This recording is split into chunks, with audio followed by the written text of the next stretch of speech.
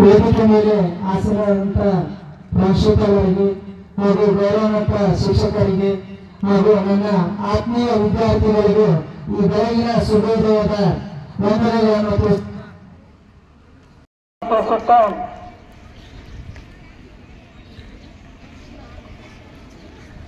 ಸಾಧ್ಯವೇ ಇಲ್ಲ ಎಂದುಕೊಂಡರೆ ಏನನ್ನೂ ಸಾಧಿಸಲಾಗದು. ಪ್ರಯತ್ನಿಸುವುದರಿಂದ ನಷ್ಟವೇನಿಲ್ಲ. ಗೆದ್ದರೆ ಸಂತೋಷ, ಸೋತರೆ ಅನುಭವ ಎಂಬ ಕ್ರೀಡೆಯ ವಾಣಿಯಂತೆ ಭಾರತೀಯ ಹಾಕಿ ದಂತಕಥೆ ಎಂದು ಹೆಸರಾದ ಮೇಜರ್ ಧ್ಯಾನ್ಚಂದ್ ಅವರ ಜನ್ಮ ದಿನಾಚರಣೆಯ ಸ್ಮರಣಾರ್ಥವಾಗಿ ಪ್ರತಿ ವರ್ಷ ಆಗಸ್ಟ್ 29ರಂದು ಕ್ರೀಡಾ ದಿನಾಚರಣೆಯನ್ನು ಆಚರಿಸಲಾಗುತ್ತದೆ.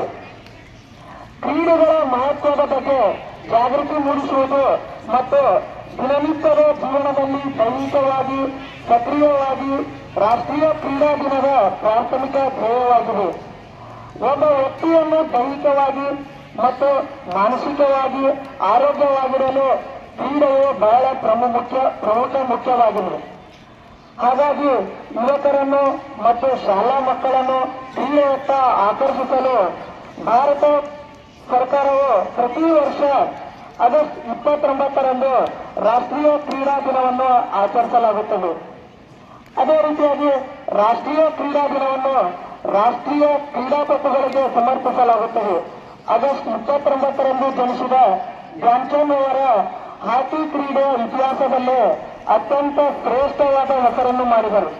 ಅವರು 1928, 1932 ಮತ್ತು 1936ರ ಒಲಿಂಪಿಕ್ಸ್ ಕ್ರೀಡಾಕೂಟದಲ್ಲಿ ಅವರ ತಂಡದ ಸಾರಥ್ಯವನ್ನು ವಹಿಸಿಕೊಂಡಿದ್ದರು.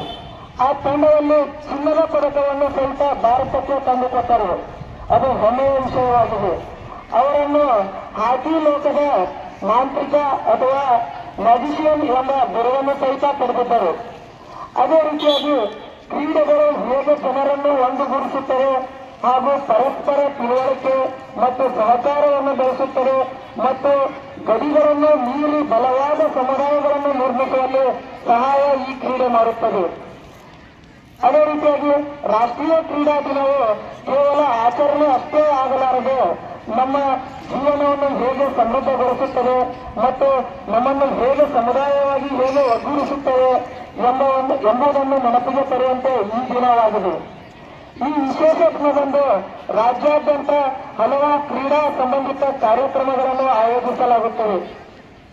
ಈ ಸಂದರ್ಭದಲ್ಲಿ ಕ್ರೀಡಾ ಕ್ಷೇತ್ರದಲ್ಲಿ ಉತ್ತಮ ಸಾಧನೆ ಮಾಡಿರುವ ಕ್ರೀಡಾಪಟುಗಳು ಹಾಗೂ ತಂಡಗಳು ಮತ್ತು ವ್ಯಕ್ತಿಗಳನ್ನು ಇವತ್ತು ಗೌರವಿಸಲಾಗುತ್ತದೆ. ಕ್ರೀಡಾ ಮತ್ತು ದೈನಂದಿನ ಜೀವನದಲ್ಲಿ ಶಾರೀರಿಕ ಆರೋಗ್ಯದ ಪ್ರಾಮುಖ್ಯತೆ ಬಗ್ಗೆ ಜನರಲ್ಲಿ ಅರಿವು ಮೂಡಿಸಲು ಈ ದಿನದ ಉದ್ದೇಶ ಒಂದಾಗಿದೆ. ಒಟ್ಟಾರೆಯಾಗಿ ರಾಷ್ಟ್ರೀಯ ಕ್ರೀಡಾ ದಿನವು ಆರೋಗ್ಯಕರ ಸಕ್ರಿಯ ಜೀವನ ಶೈಲಿಗೆ ಮತ್ತು ಕ್ರೀಡಾ ವೀರರನ್ನು ಗೌರವಿಸುವುದು ಈ ದಿನವಾಗಿದೆ. ಕೊನೆಯದಾಗಿ ಎಲ್ಲರಿಗೂ ರಾಷ್ಟ್ರೀಯ ಕ್ರೀಡಾ ದಿನಾಚರಣೆಯ ಹಾರ್ದಿಕ ಶುಭಾಶಯಗಳನ್ನು ತಿಳಿಸುತ್ತಾ ನನ್ನ ಅವಕಾಶಕ್ಕಾಗಿ ಧನ್ಯವಾದಗಳು. ಜೈ ಹಿಂದ್, ಜೈ ಕ್ರೀಡೆ.